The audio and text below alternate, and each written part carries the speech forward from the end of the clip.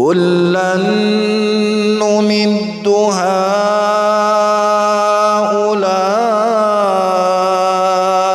وهؤلاء من عطاء ربك وما كان عطاء ربك محظورا انظر كيف فضلنا بعضهم على بعض وللآخرة أكبر درجات وأكبر تفضيلا لا تجعل مع الله إلها آخر فتقعد مذموما